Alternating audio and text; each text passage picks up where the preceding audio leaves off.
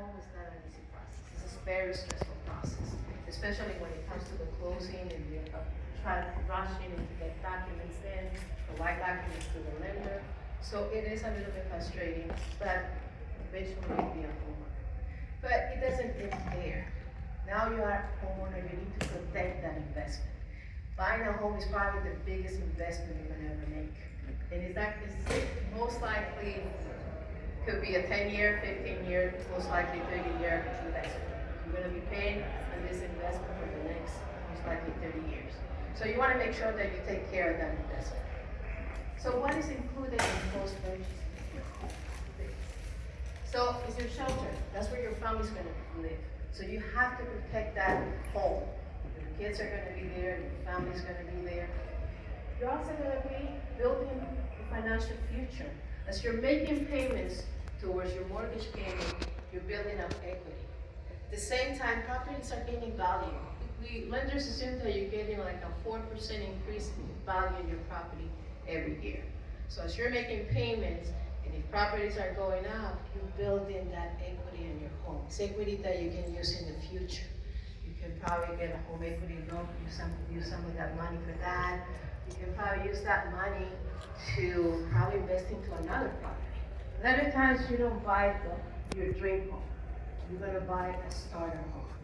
So that home is the one that is gonna get you into your dream home. So it could be that at this point, you are only able to afford a condo, a townhome, but eventually you wanna get into that single family home. Maybe that starter home is the one that's gonna get you there. You can read a lumber. You can rent that property, live in your new property, now you have an investment. So it's things to think about. You're gonna be part of a community now. Once you set ground, once you build that house, once you move into your house, you're gonna be part of that community. You need to start growing in that community. You have to be part of that community. That's where you're gonna live, that's where your kids are gonna grow up. So you need to be there, you need to be involved. My presentation is short. What is the next one? Okay. So getting to know your home. First thing that you want to do as soon as you leave the closing, so you're going to go to your closing, they're going to give you the keys to your new home. The first thing that you need to do is protect your home. Change the locks of the house. Change the padlocks to the house. You don't know, maybe there was a property that had a previous owner. You don't know how many people live in that property. The last thing you want is for a stranger to have keys to your house. So as soon as you leave that closing office, first thing you're going to do is go change the locks and change the clothes to your new home. You also need to get to know your home. If you have a family, make sure that you know where the shadow switch is for the water pump. In case something happens, pipe breaks, you know where to turn it off. You need to know where the electric panel is. Make sure that you label all the breakers. You need to know which one is the breaker for the living room, which one is the one for the kitchen, which one is the one for the air conditioner. In case something happens, you run over there, you already can identify real quick which one is the one that you need to turn off. So get to know your home. Build a safe environment in your home. You're a smoker, smoke outside. Trying to get rid of the smoke from the carpet or the walls is going to cost you a lot of money. So if you're a smoker or somebody in your family smokes, make sure they do it outside. It's going to cost you a lot of money if you try to do it. Create a safe plan for your family. We live in Florida. We tend to have hurricanes, storms. So you need to figure out which one is the safe room in your house. Usually a safe room is a room without windows that you can family run into and feel safe in case something happens. So that's something that you can plan with your kids. Just, put them in charge of, one is in charge of getting like the medicine. One is in charge of getting the reports and documents. So everybody's got to have a job to do in case of an emergency. If there is a second story home, make sure that you have a ladder that you can put on the window in case something happens, you are able to get out of your house. make sure that you have fire extinguishers in your home. You should have a fire extinguisher in the kitchen, you should have a fire extinguisher in your garage, and if you have a two-story home, make sure there's another one up there. Make sure that you show your kids how to use them. In case something happens, the last thing you want to know is to try to figure out how the fire extinguisher works. Energy saving. So implement ways to save energy in your home. If you're in a room and you live in the room, make sure that you turn those lights off. If you're doing chores, make sure that you turn the water faucet off. Remember, now you are a homeowner. You don't have that landlord to come and fix things for you. Maybe the water was included when you were renting your apartment or your home. Well, now you're a homeowner. That's your responsibility. You have to pay those utility bills. So you need to start saving energy, saving money. One of the ways that you save money is by controlling the expenses in your home. You need to save. I always tell people that once you purchase a home, you need to create 2 savings accounts. One is going to be for, planning trips, for still college, special projects that you want to do. The other savings account is for your home. Something is going to break in your new home. Eventually something is going to break, so you need to have money available to repair it.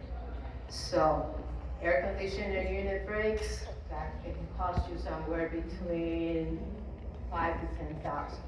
If you need to replace the roof, depending on the square footage of your home, it can cost you somewhere between $15,000 to $20,000. So you need to continue. Right now, as you're trying to purchase your home and you're in the process of purchasing, we're telling you you need to save money. But after you purchase, you have to continue saving money. Any questions so far? Preventing maintenance. So this is very important. Again, you don't have a landlord to call in case something breaks. So make sure that you keep monitoring your air conditioning unit. Make sure that you change those filters. By you changing those filters on a regular basis, you're saving a lot of money. You're protecting that air conditioner.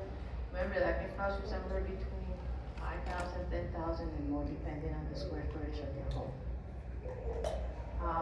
So those repairs are going to be your responsibility.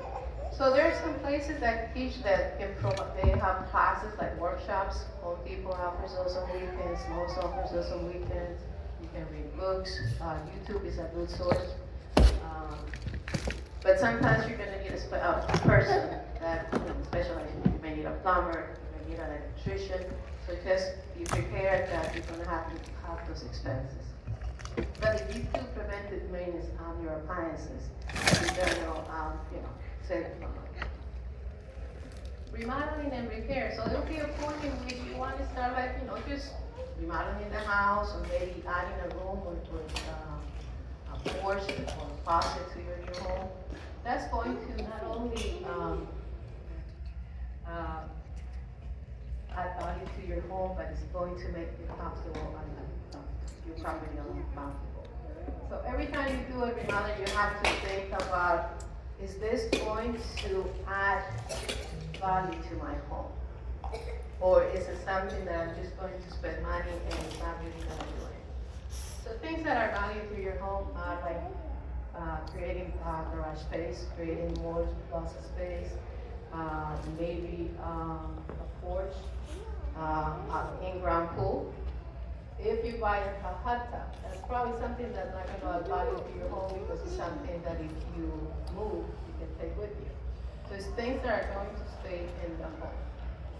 So if you put an investment on a property, say your property is worth $100,000, you invested $20,000 on creating a new room, now your property has an additional $20,000. So when you're doing repairs, it's like, right now, you're looking for lenders, you're looking for the best lender.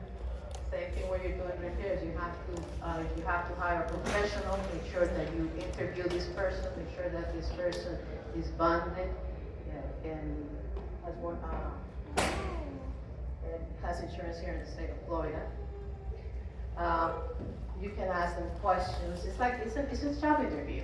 How many jobs have you done? can I call them and ask them for references, make sure that you look at their website and see if there's been any complaints.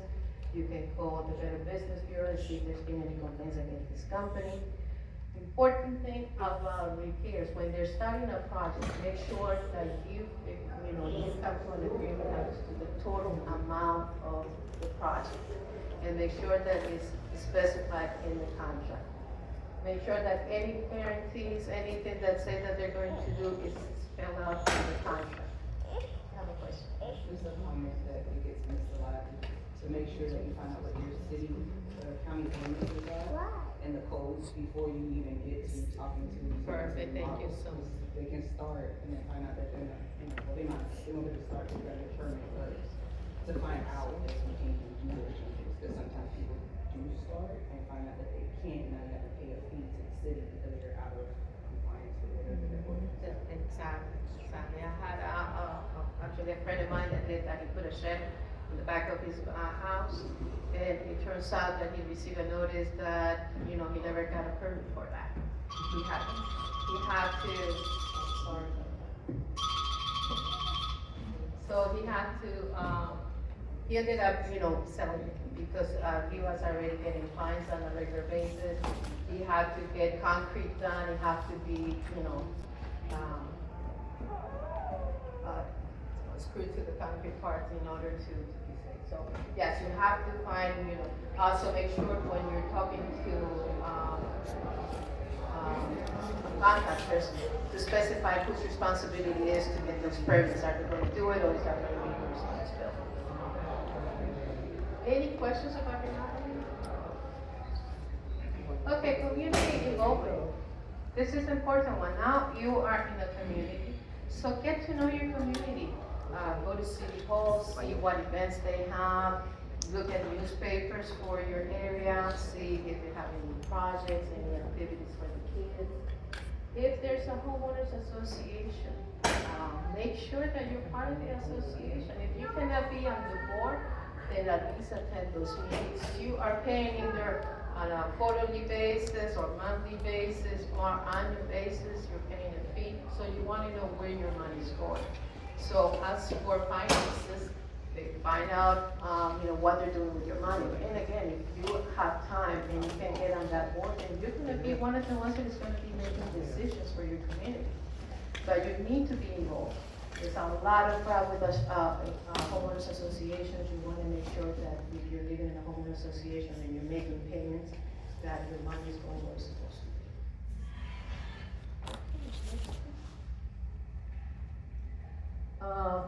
So management after home ownership, build a financial habit.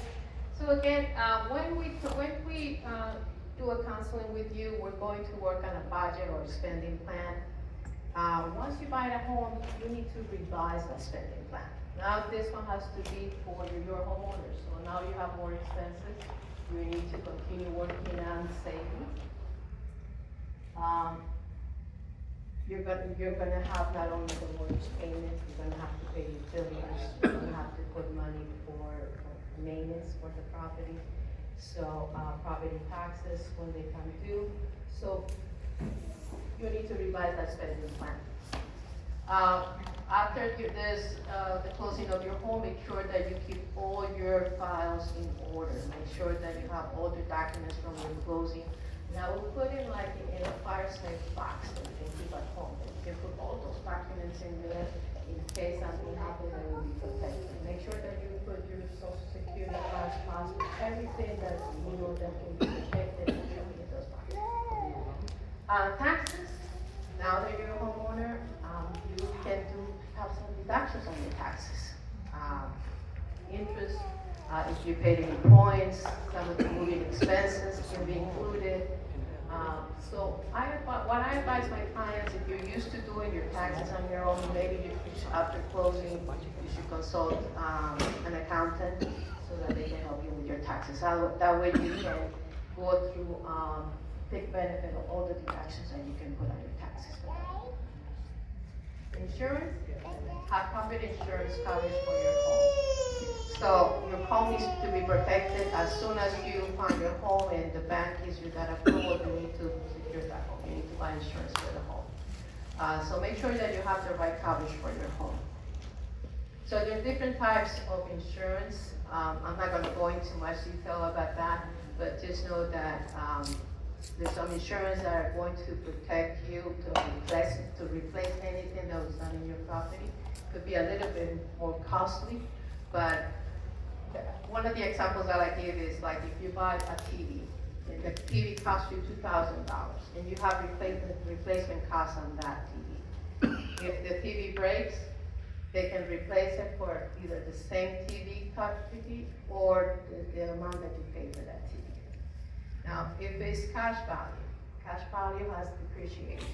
So the same TV that cost you $2,000, it's been 2 years since you purchased it, now it's being depreciated.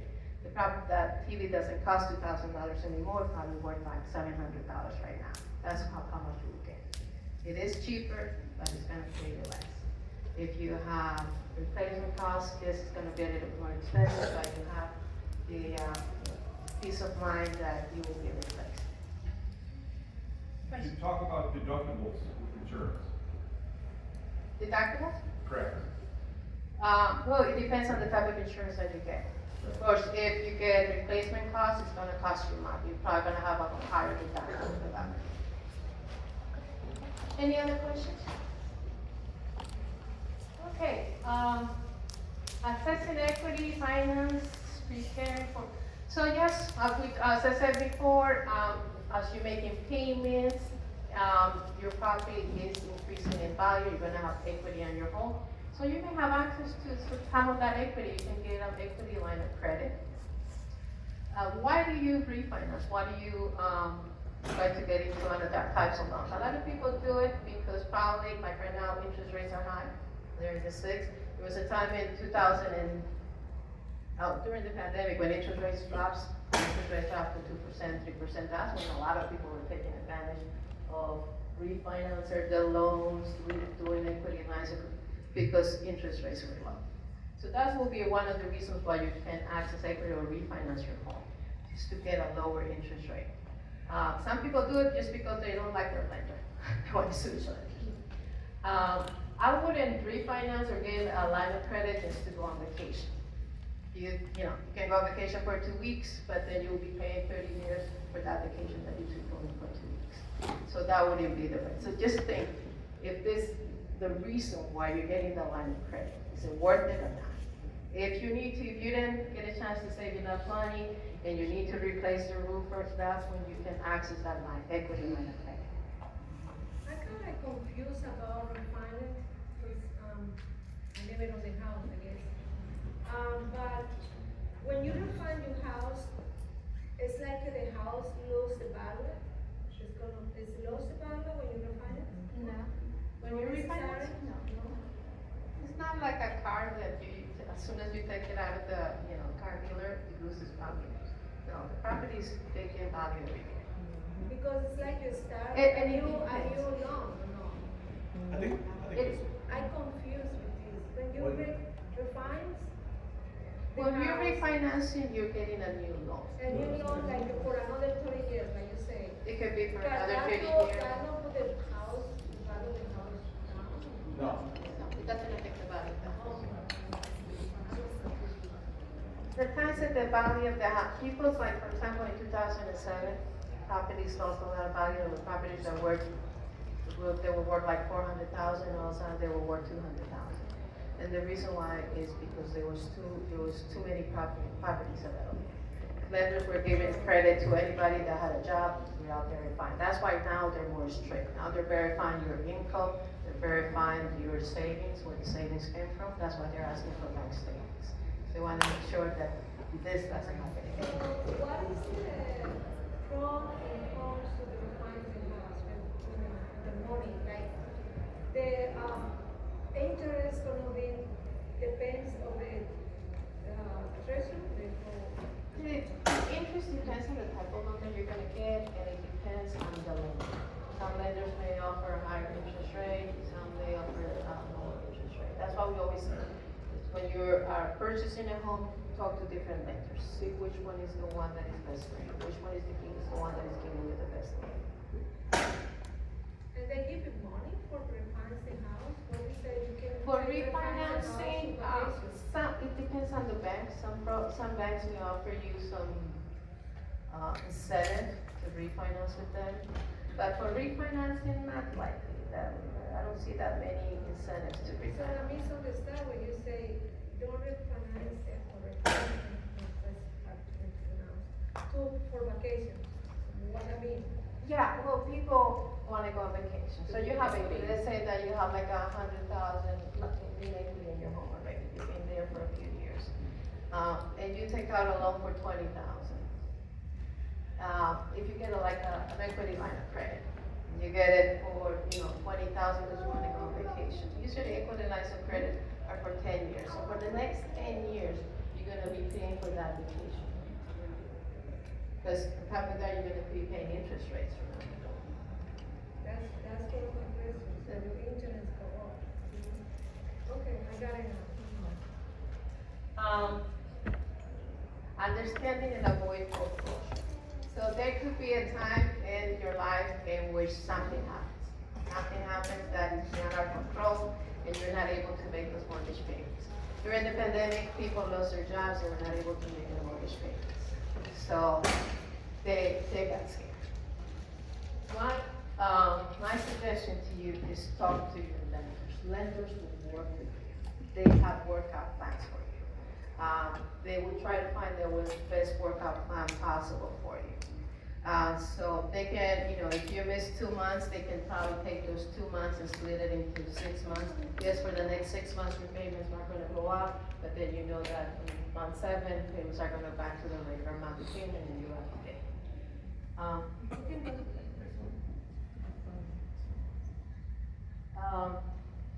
So we have the repayment plan. They can also give you a forbearance. So during the pandemic, they were giving a lot of people forbearance. So what is a forbearance? Basically, forbearance, they're telling people you don't have to make a payment for the next couple of months. Problem with forbearance is at the end of those 2 months, you're gonna have to come out with a full payment to pay those 2 months that you missed. So they're kind of giving you a break. Like for example, if you lost your job, they can give you 6 months to get a job, get, set up in your job, but eventually you're gonna have to come up with 6 months of payments. If you're not able to come up with those 6 months of payments, they can offer you what is called a partial claim, which basically what they're doing is those months that you missed, they can put them at the end of the loan. Okay, those are interest. And then the last one is a modification of the next one is modification. Basically modification, they're changing the terms of the loan. So you close on your loan, 30-year loan, they could extend it probably to, if you've been paying down like for 5 years, they can extend it back to 30 years. They can probably lower the interest rate so that you have an affordable payment. So they do work with you. You can see that you're still not able to keep up with your payments. You can go to the next one.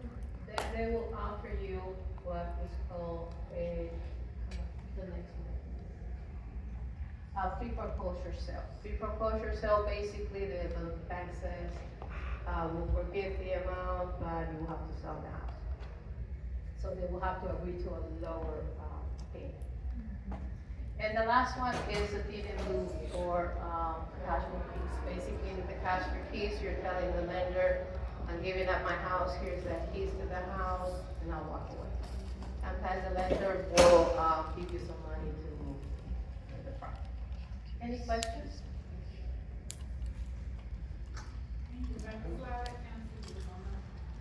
So they. I just had a question about, someone told me once that if you make 2 payments a month to your lender, that lowers your overall interest rate over time. Is that true? Not the interest rate, but for those. Or not the interest rate, sorry, the interest payments. Can reduce your, like, the loan was for 30 years, you could probably pay it in 25. So when you get your tax returns, if you make an extra payment, that's going to reduce your loan by years. But I'm not even saying an extra payment per se. Say your mortgage is $3,000 a month. You pay on the 15th of the month, You can split the payment. and then you pay $1,500 on the 1st every month. Does that lower your overall interest payments over time? Not the interest, well, we're not gonna pay as much interest because you're paying ahead. Okay. So, yeah, it So it does. would really, it does help Okay. you, but it's also gonna help you reduce the interest. Okay.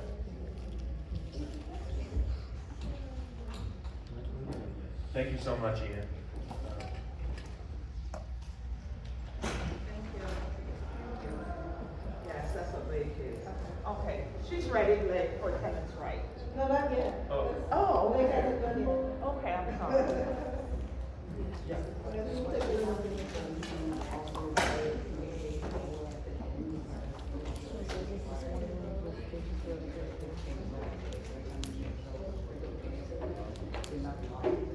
I see, yeah.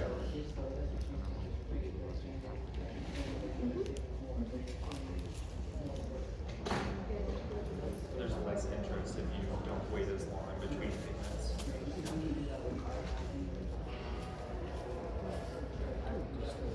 Okay. Thanks so much for clarifying that. Hi, everyone. My name is Blake Hamlin. I'm an attorney at Legal Aid Society. So one of the programs that we have available to homeowners and any heirs of homeowners in the county is that we have a free estate planning service. And I'll go through the different documents we typically offer in those services. One of the things I want to mention just before we get, I don't want to be a complete downer here, but if you get a home, like Ina said, and you take care of it, and at the end of that, if the end of your life, when you pass, if you don't have a estate plan in place, what's going to happen is that your family will have to go through the probate process. That's the legal court process of transferring your assets and your debts. Your assets to who you've chosen, well, not who you've chosen, but it'll go according to Florida law. And then your debts will be paid out. And then so it can be a long, drawn out, and it can be costly too, to have a private attorney to do probate. Typically, you're looking at a couple $1,000s, even on a simple probate matter.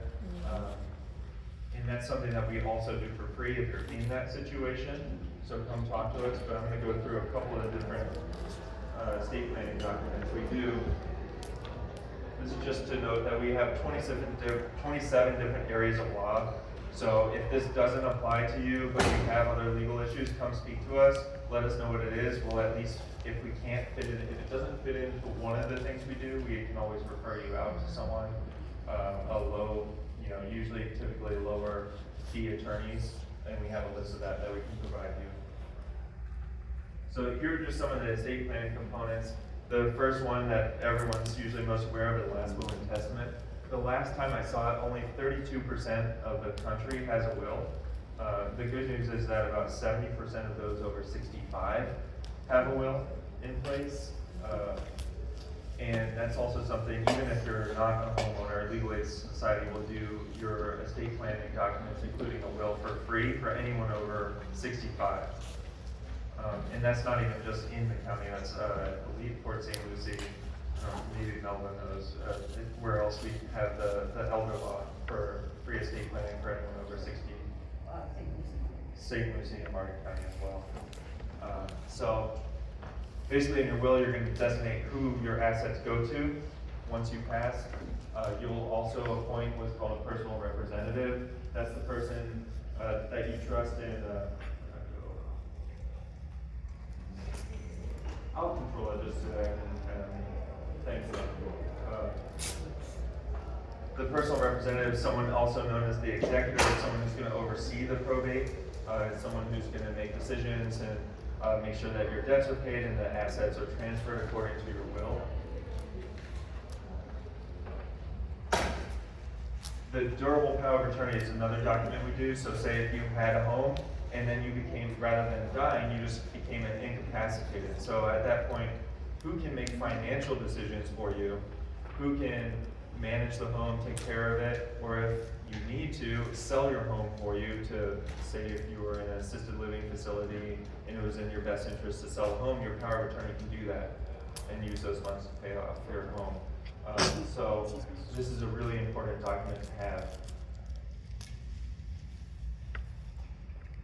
Here are just some of the components. Basically, the two most important things about our attorney is that anything that you can do financially, you are giving the power of that to your power of attorney. And the second is that it's effective immediately. So even if you say you weren't incapacitated, but you were out of the country for whatever reason. You couldn't get back for something important that you had to do, say for a sale of a house. You could have your power of attorney go and sign those documents for you.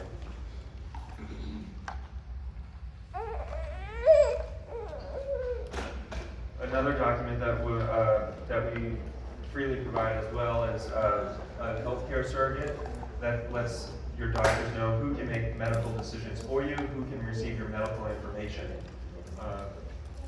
One of the things in it, if you're worried about them making medical decisions, that while you have decision-making capacity, that your wishes control, so that if there was ever a conflict between you and your healthcare surrogate, your wishes would control.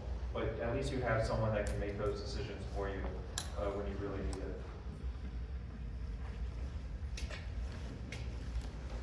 it. And then another document we typically do is called a living will. I don't love the name of this because it gets confusing with the last will and testament. This is a very particular document, and basically the scenario that this document covers is that if you're incapacitated, if you're unconscious and you can't communicate your medical wishes, and you have an end stage of life condition.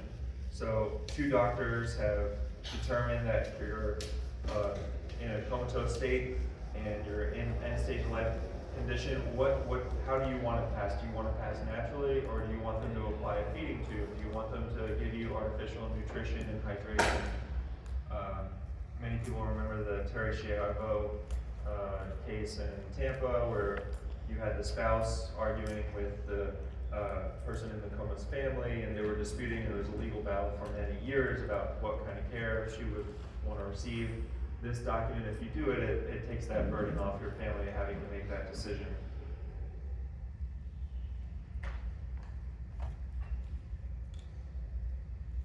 So this is just about probate.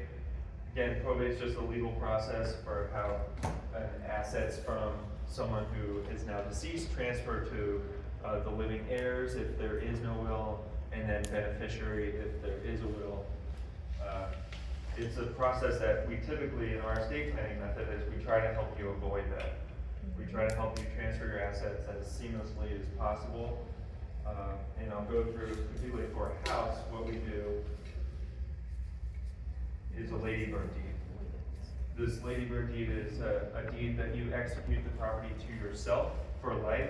During your life, you have full ownership and control of that property. You can sell it, you can rent it, you can waste it.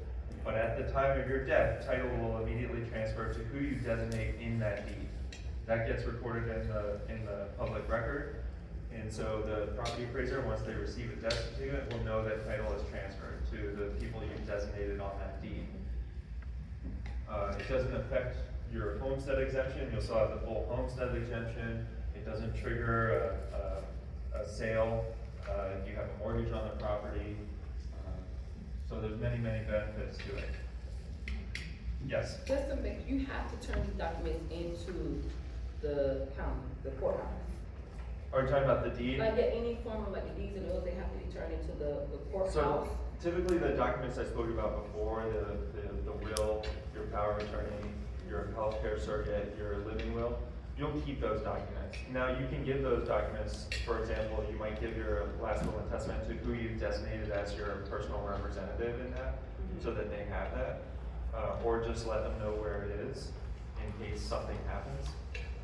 But typically you hold on to those. We will give you the originals, we'll give you copies. We hold on to a copy, but those will stay with you or people you trust. Say, for example, the power of attorney, you'll give that to them. Your health documents, you typically will recommend you giving them to your primary physician to hold on to those. But for the ladybird deed, that will get recorded in the public record. Right, so if they are not submitted to the courthouse, it has to go through probate. Well, the ladybird deed technically doesn't have to be recorded. However, it should be recorded because that's going to let the property appraiser know that the transfer can happen. Otherwise, someone will have to record that deed at some point. Okay. Yeah, but typically we recommend as soon as execution to record that deed. With the courthouse, so it's on. Well, it's with the official records of Palm Beach County. Okay. Yeah, yeah. And you can take it down to the courthouse to have them record it. Cause I'm running into some things where like a lot of these things to avoid probate, they haven't been recorded in the, I could say the courthouse, but just in the record, the public record.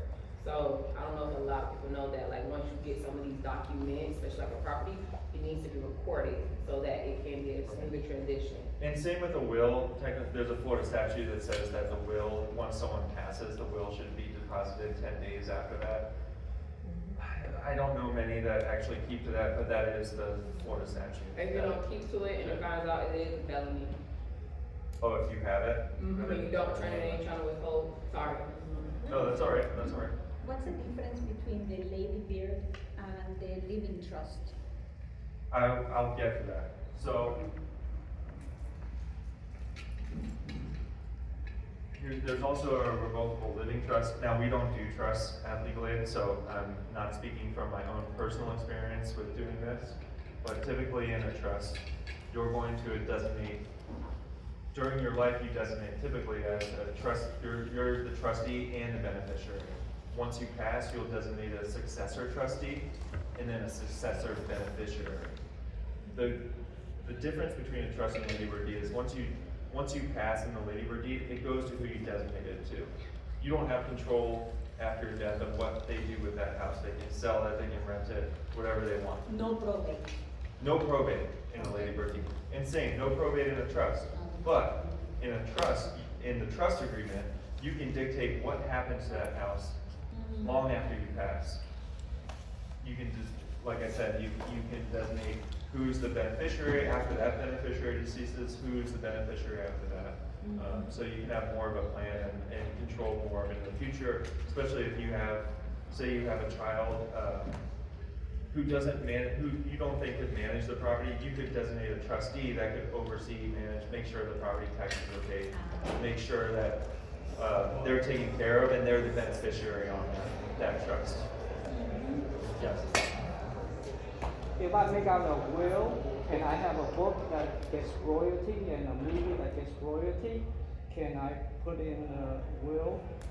Yeah, that would be your intellectual property. So yeah, you would designate who's the owner of that intellectual property after So you it pass. will be, my name will be transferred to their name and they will have own all the Yeah, rights. that's your own intellectual property. So you would designate those assets and who would own those. Okay, Yep. that's what I Yes. thought. For the Lady Bird and the trust. So the Lady Bird, when it transfer, there's no probate, but the property can be transferred over to who you say, but they don't get the same, there was something that it said it's. I was trying, Yeah. was it like the, interest rate or something on the house? For the taxes? The taxes would be there'd be no difference in your property taxes or your homestead eligibility. So the interest distinguishes, that means whatever the interest rate is now for the person that wants to, they don't have the same interest rate. So they might have to back pay us, whatever it is something that, like you can give the property to someone, but if they don't have the money for whatever the rate is now or something like that, they'll have to pay like, if they can't pay the property taxes, then they lose the house. Even though they give it to them. Right, and I think when it says your pass away, your interest, they're just talking about your ownership interest in the house, not an interest rate or anything like that. Yeah. Because there's, because I've seen where people were gifted the house, I'm not sure if it was through the trust, if it was, whatever the process was, but they want, like, whatever I guess it was the property value of the home, that they have to pay a certain amount, and they weren't able to pay it, so even though the house is gifted to them, then the state or someone takes ownership of it and then it's sold. So what exactly is that? And there's another process where you can lock in whatever that amount is, so that the person who takes it, they don't, who you give it to, they won't lose it because they don't have the funds for, I can't remember this. You're talking maybe a mortgage on the property? I'm not sure which one I it think, is. that's a little bit different. I think if you did transfer the property to a will, whoever get it transferred assume the same, terms of the loan. That doesn't change. Okay. However, I think you may be talking about maybe a reverse mortgage. When the owner, in the reverse mortgage, when the owner passed away, the heirs have a certain amount of time to assume the debt. And then the bank may give them a discount, how they going to assume the debt. I think that's maybe a little bit different. So part of the property inheritance, like our role as counselors, if the house is being passed to you, what we looked at is, can you afford to keep the house? Because I think a lot of the times, different people are living in the property, they may not be the right owners. If you have 1/5 of the house, we're going to look at who can actually afford to pay, the loans. But I think the terms of the loan, interest rate, and the property value, everything stay the same. Okay, can I interject? There are two different processes when you transfer property, that has a deed. So first, you could have a mortgage on the property, and then whoever the heirs are would have to either refinance, get some equity out of the home. That's one process, is when you basically buy that mortgage. The second process is the assumption, which is what I think you were referring to. And under those circumstances, whoever is becoming the new owner has to then financially qualify. And so your terms may not be the same because your credit may not be the same. And so you have a loan officer that evaluates you and determines what your interest rate and how you're gonna be able to keep the property. And I would say for some of that, some of the folks who inherited property and there's a mortgage on the property, as long as you continue making those payments, I have some clients that the mortgage company hasn't said that they can't, they're just making those payments. They have, the person that deceased had a 2% interest rate, and they're still making those payments. As long as you make those payments, they'll usually, won't make you have to assume the mortgage or apply for a different mortgage to buy out that mortgage, at least so far. I know some. Right. Well, no, even I have some that have transferred title, and they're still paying the mortgage in the, I don't really understand. Don't take my word for it. I don't really understand lending. Usually the mortgage belongs to the person who qualify and got the loan. Correct, yeah. Has nothing to do with the house, that at the end is like the victim to pay back the bank if they don't pay. But that is interesting with the lady beard, like she mentioned, because if she leaves the lady beard to you, and there is obviously a big change of name and last name, Right. how can the mortgage continue? I mean, at the end of the day, they care less if you make the payments or she makes the payments, Right, when she's right. still alive. But if she passed away, and you sell the house or something, that mortgage belongs to her who is deceased. Right, once you get to, say for instance, she passes, she had a mortgage on it, she left it to me. If there is a Lady Bird deed involved, I would get title of that property and then I could sell it, and that would, you'd obviously, that sale would pay off the mortgage first and then net proceeds to me. And let's say you don't make the payments because you just didn't know, and they are sending the letters, and you don't live in that house, you don't have a forwarding to your house. And they start with a process that takes 6 months, a year or so. Right. What happens when you sell in the meantime, and they are starting a process of foreclosure on the property, and the person is deceased? I've had that instance happen, more than a couple times.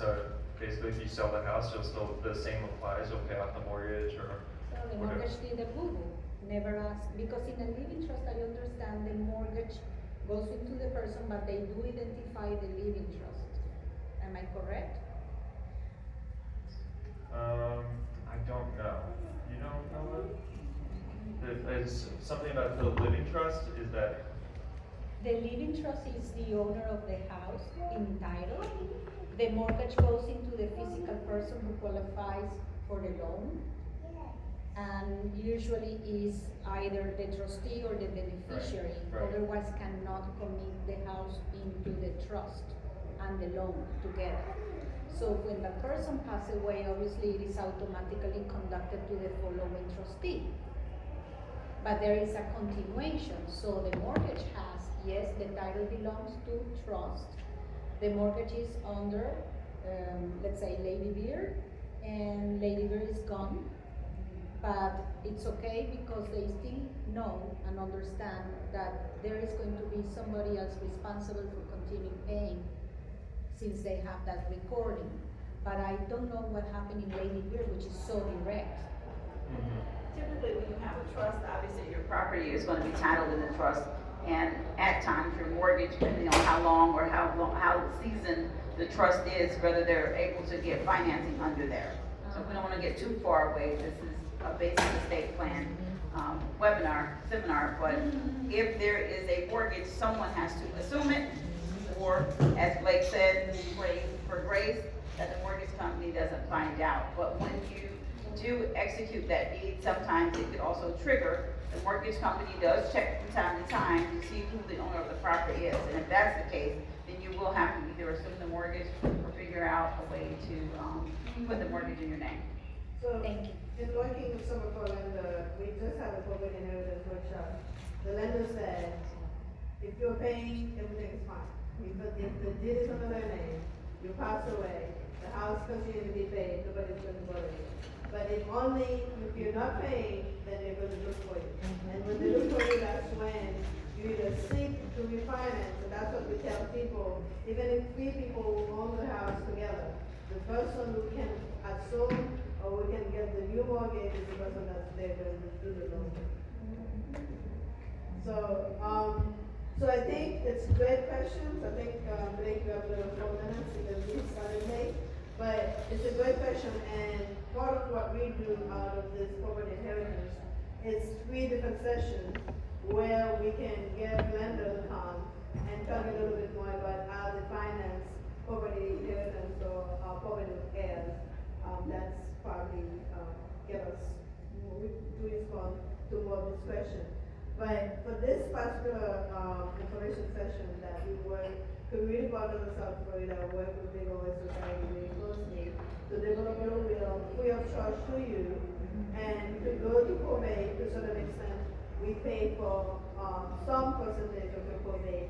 So that's one of the reasons that we're here today, for people to protect their home, maintain their home, but also to have access to a will, no cost to you, and the lady will no cost to you. That's our partnership with the legal aid society.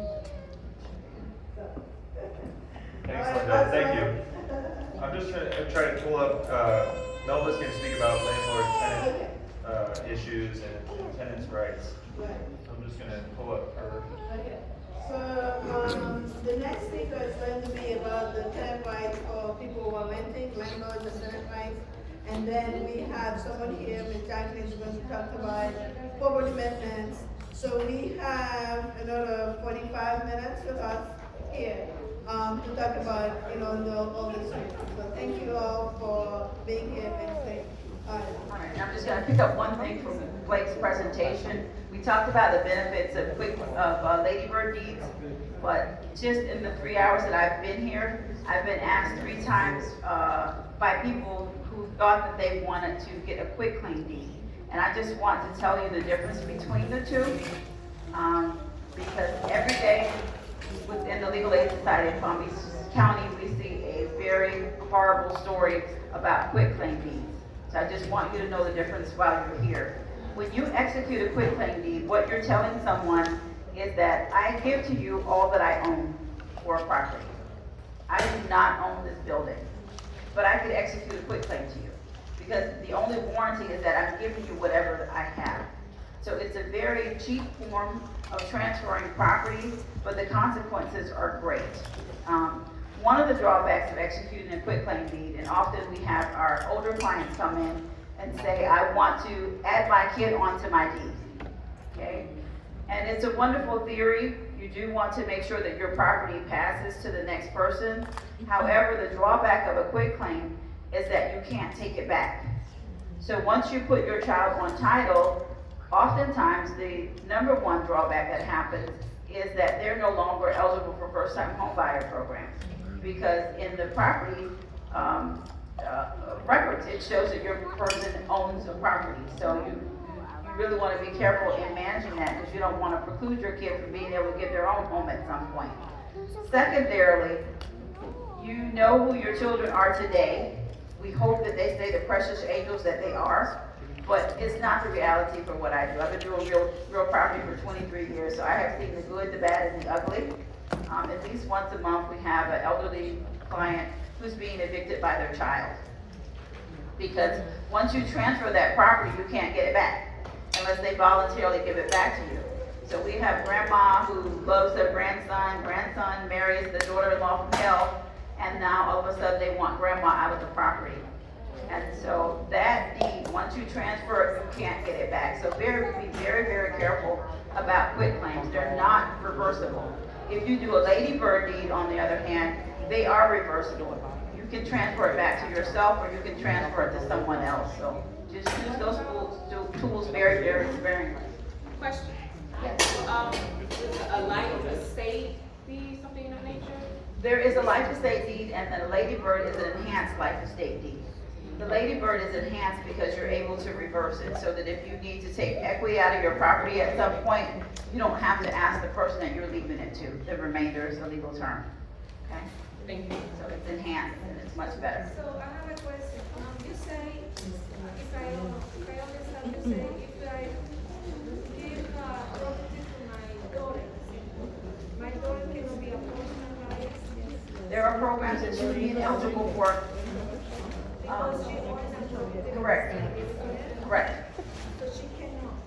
That is, it's a tool that, if you think your kid needs to buy property later on, that you don't want to utilize, if you think your child will need a first-time home buyer program. Okay. You can do the Lady Bird, and it won't preclude them because it's a future interest. It doesn't transfer to your child until you're gone. How about if we borrow it like for 2 names, they say She owns the property already. they still living in Yep. Okay. So we're gonna just transition to landlord tenants. If you guys are in the housing market, then I don't have to tell you that, the rental market in South Florida is not great. The average price of a single-family home right now in Palm Beach County rent is about $2,500 a month. And I assume that's why most of you are here, because you want to get out of that rat race and get something in your name.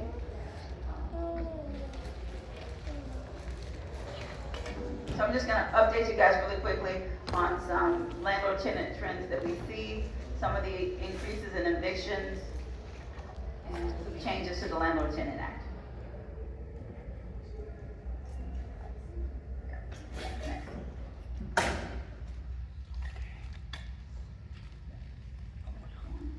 So, in South Florida, particularly our Miami, South Florida demographics, evictions are on the rise in the last year. We have seen a 67% increase in evictions. It is very disheartening.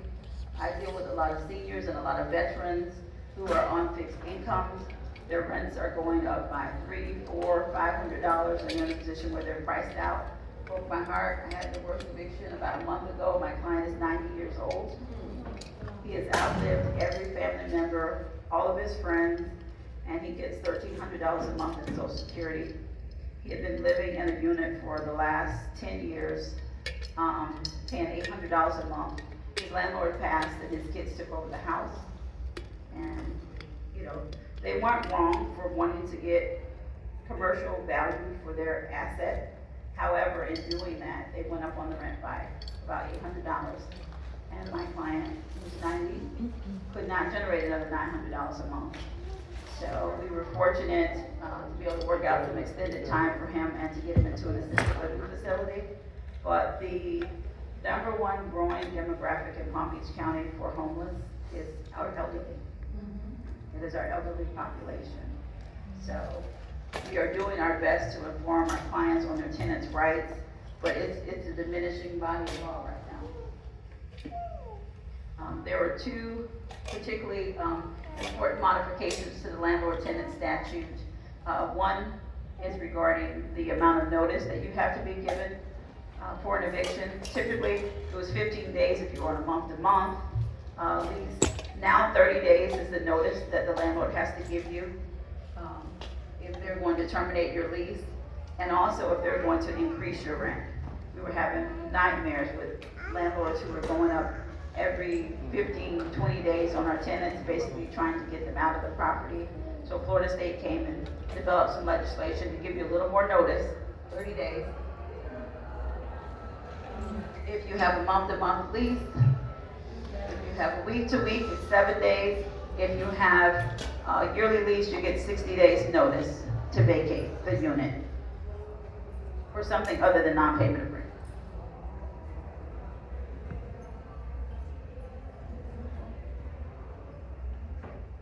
very minimum notice if your landlord wants to terminate your lease is 30 days.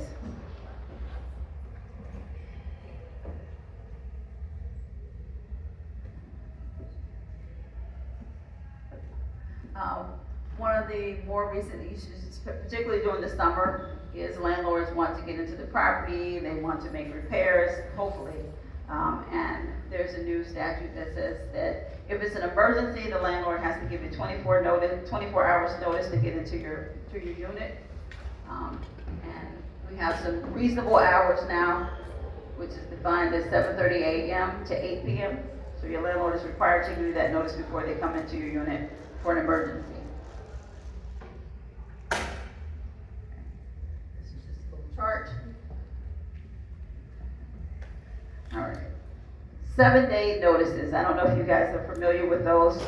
Essentially, when you have a defect in the unit, whether it's your AC, which is not required, unfortunately, in the state of Florida. We have a lot of clients who call us and say, hey, the AC is broken and I want to break my lease. If your lease doesn't have a provision that says the landlord is responsible for the air, Florida does not mandate that the landlord, I know, it should be, it's a sin, it should be required in the state of Florida, but air conditioning is not required. It is not. Heat is, but not air conditioning. So if you are experiencing a defect in your unit, the AC is broken, the refrigerator is broken, and the landlord is responsible for making those repairs, you want to ensure that you put your landlord on a 7-day notice. You want to put it in writing.